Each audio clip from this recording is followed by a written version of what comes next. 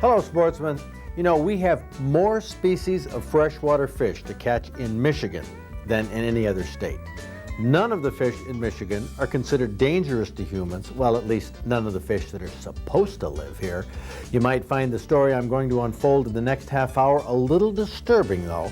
I'm sorry about that. I'm not trying to create a panic. I'm just informing you of a new species that might be making certain parts of warm water lakes a year-round home. Stay tuned.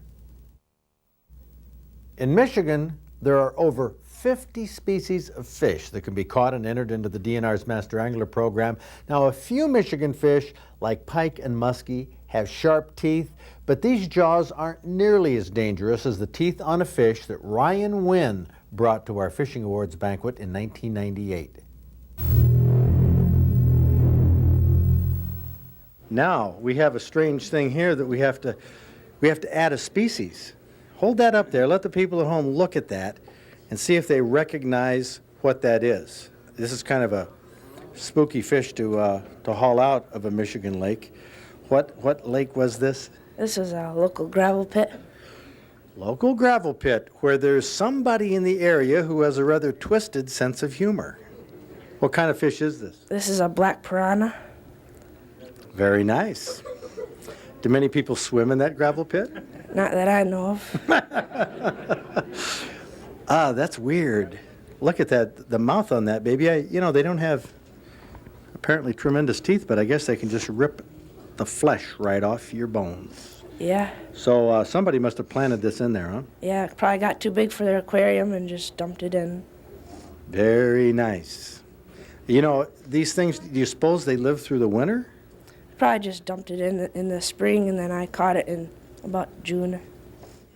Piranha come from the tropics of South America. Now, we all know that tropical fish require very warm water to survive. Or do they? So you called me on the phone, Sparky, to give me some shocking news about our conclusion that piranha will not live in cold water in Michigan. I wasn't meant to be shocking, you know, just from personal experience and watching these guys and seeing what these guys have been through, I've changed my mind from all the authors as to whether or not they could possibly survive. Sparky Miller from Sturgis has been raising and studying piranhas for 12 years. At one time, he had 7 large tanks of breeding piranhas which only spawned when the water was kept very warm. I asked Sparky if he thought there was any chance a piranha released into Michigan waters could reproduce. Everything that I read and was told and could find and lay my hands on stated that the water had to be 84, 86 degrees and had to be a certain pH, more on the acid side, in order for them to spawn. But a couple years ago, 2 of these 2 underneath the big one, are a result of my attempts at keeping them from spawning by keeping the water at 72, and it looked like they were spawning. Nah, too cold. Book says it can't. Several weeks later, little fish in there. And that was at 72 degrees. I'm not no fancy expert. I haven't traveled to the Amazon. I just believe what I see. Sparky Miller now believes it would be possible for a piranha to spawn in a warm water lake in Michigan. But even if a piranha could spawn, I asked Sparky if he thought there was any way he thought it could survive the winter. As of about 3 years ago, I would have said no, but in the last 3 years, moving to a new location and not having room in the house for all the tanks, I put them in a shed.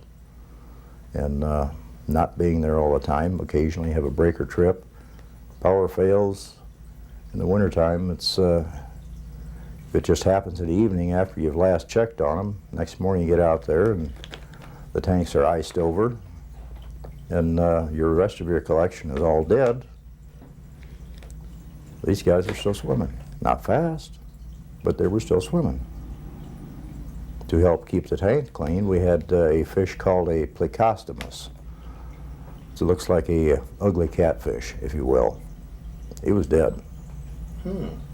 And The first freeze over, this big guy's buddy and one of his offspring died in that. And then in subsequent, the tanks froze 3 more times, or 2 more times, at a total of 3 freezes. And the one biggest tank was ruined as a result of it. And can they live in Michigan? I believe it is possible. They're still alive. These piranha are the only ones left from 7 large tanks of breeders that Sparky maintained. Now, not every piranha can spawn at 72 degrees, and not every piranha can survive freezing temperatures. Perhaps the piranha we're looking at right now are aberrations in the fish world that could only have survived in Sparky Miller's tanks and not have survived in the wild.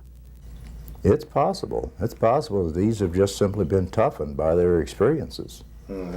But never, ever sell short the ability of God's creatures to adapt themselves to their surroundings that they find themselves in and prosper therein.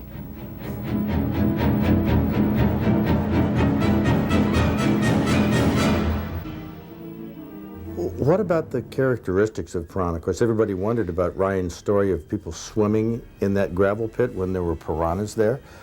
Are these fish right here dangerous if you stuck your hand down in the tank?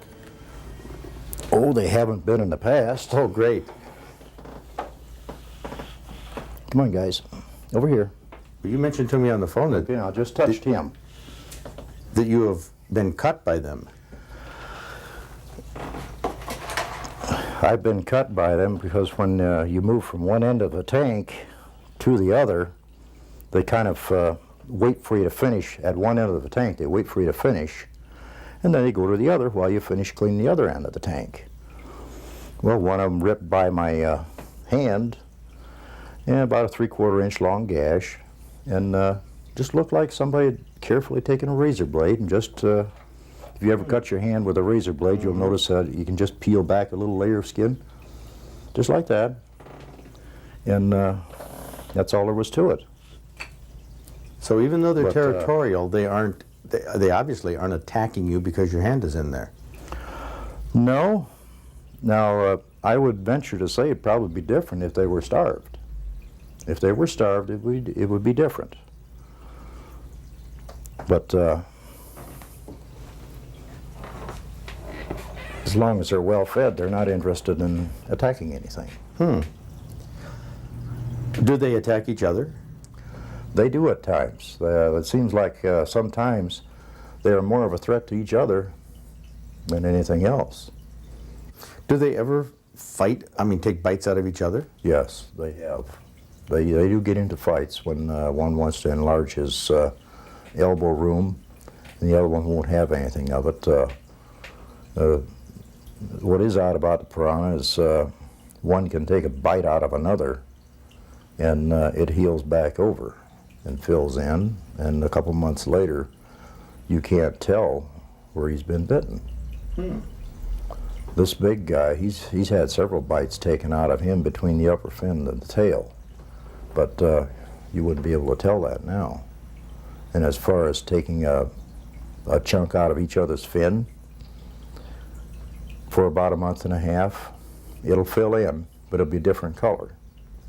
4 months later, it's all the same color. Where do piranha come from? What's the native water of these critters right here? Anything that dumps into the Amazon River in South America. That's the only place they're native. What do they eat in the Amazon? Generally fish and carrion. You mean dead stuff laying in the water? Yes, they're somewhat of nature's cleanup crew down there. I mean, when the rainy season is on, the Amazon River floods a good 40 feet at times, and which kills a lot of wildlife, and is your cleanup crew. But they have been known to embark on a eating frenzy. On something live. On something live, but I would say they have to be very hungry before they've done that. And in places where They were trapped by the receding river in backwaters. Then it gets down to where there's nothing there but piranhas, and they're going to feast on each other for a while, and if something else steps in the way, it's a change of diet. When they eat a larger fish like that, do they eat it whole or do they tear it apart? They just take out bite-sized chunks, and they just kind of gang up on it, and each takes a bite, goes about their business. Do you think they'd eat if you dropped a crawler in there? What's your experience tell you? They might. They might. Here it goes, a juicy crawler.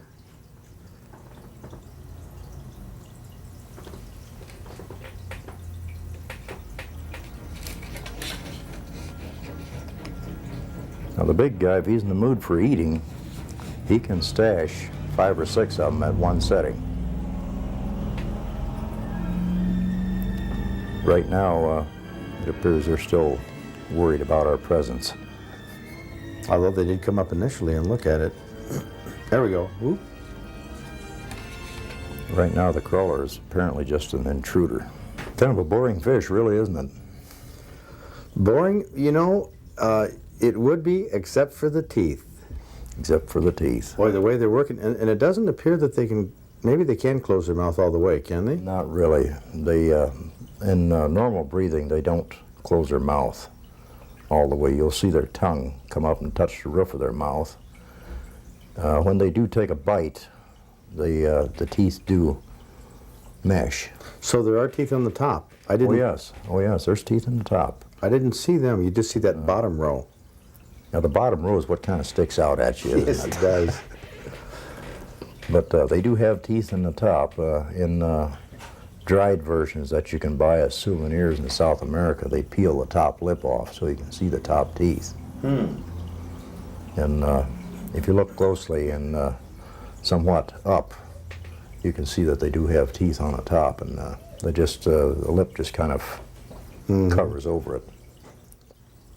But these are the end of the piranhas. You say you're not going to breed anymore. Or you've bred them then in the past? Yes. Yeah, I'm not going to breed anymore because if they can survive being iced in, then I feel that they can survive in the wild. And given a shallow area, summertime, I believe it's possible for them to spawn. And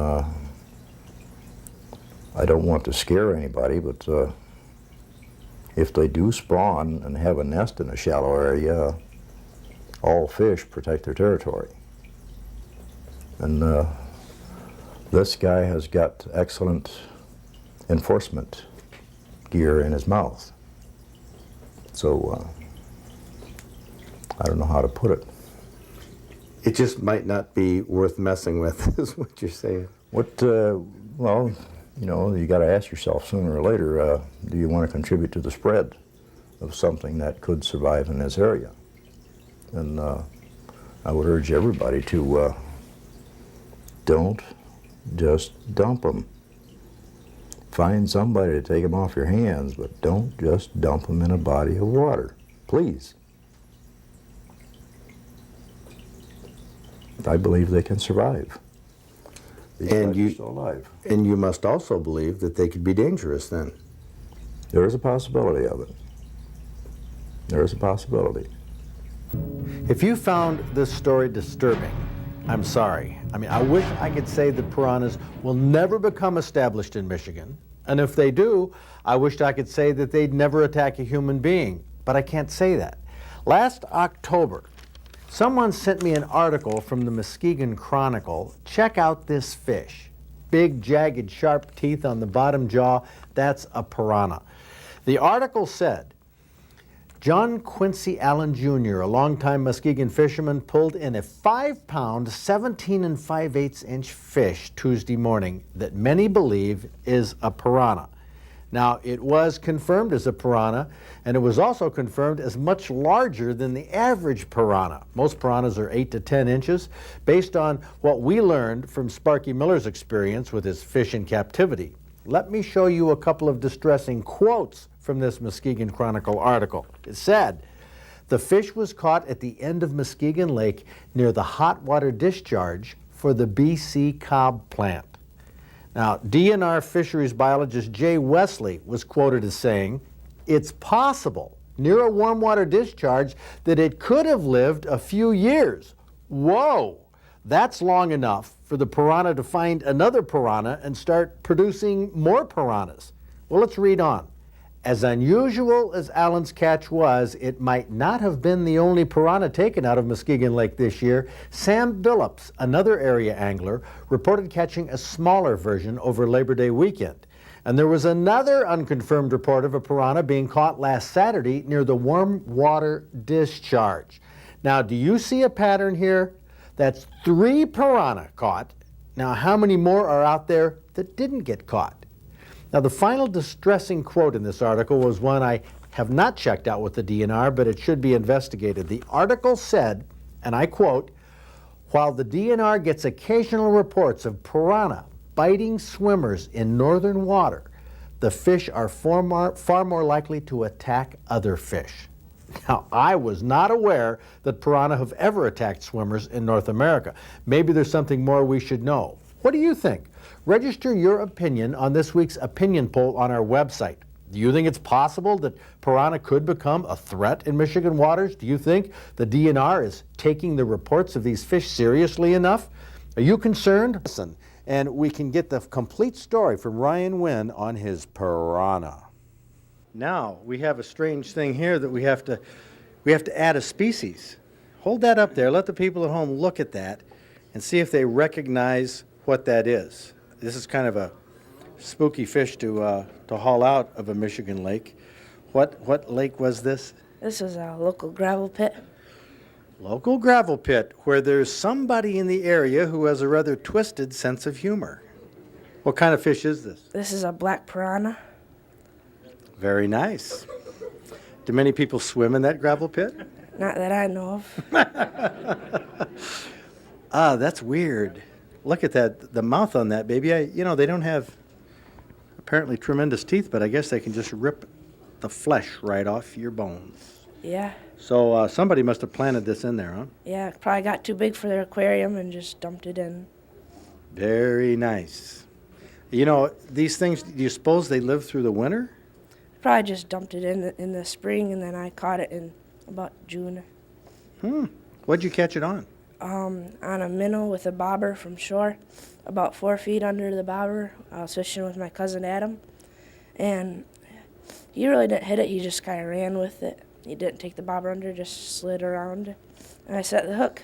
He got in the weeds, pulled him up, jumped out of the air, got him in, and then the hook got off. But he was on land. Okay, so he was on the land. Was he like snapping his little mouth? He was just flopping around. Did you pick him up? No. Did you know what it was? I thought it was a sheephead.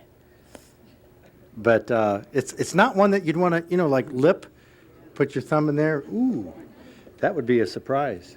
When did you find out it was a piranha? We took it to a pet shop, and they said it was a black piranha. Did they say that was kind of dangerous to have swimming around in a gravel pit? Yeah. And somebody else caught one in there, too. Inch bigger. An inch bigger? Mm-hmm. My. I imagine there's dog bones and that's strewn all over the bottom. That is kind of spooky. Yeah. Well, what did the DNR knows about this? We didn't No? tell them or nothing. It's too good. You didn't tell them? It's too good at fishing. Like, we don't want them to come in there and destroy the rest of the fish that's in there. Because the kids, Hold it. the kids fish there every day. Him and his buddies, they go there and they're always catching bluegills and bass. Huh. So we didn't say anything to the DNR because we don't want them to come in there and poison the lake. And poor kids won't have any place to go fishing, you know. Well, there's another alternative. What's that? You could invite him to come swimming. No, that's bad. That's really bad. I was just making a joke. That's all there is to it. Well, anyway, we do have a very strange fish here, and golly, Ryan, I don't know what to say. You're quite a well-rounded fisherman to catch fish that aren't even on the list. Yep. Way to go. Congratulations. Ryan Wyn, Bill Wyn. Super. Until then, get fishing. I tell you, it's great outdoors right now. The weather's warming up. It's a great place to be. See you next week. Okay. Come on. Here.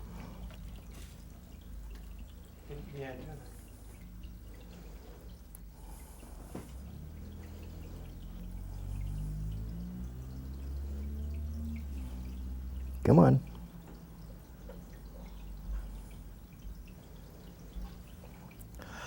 That should be a pretty good shot right there, cowering by the danger piranha sign. Yeah. Now, do they feel cornered or if you put your...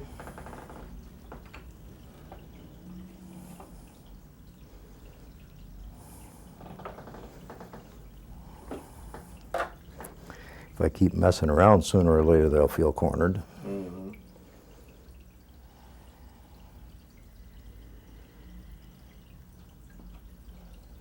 See, he's notice his swimming pattern. Yeah, that was different. He's starting to get upset.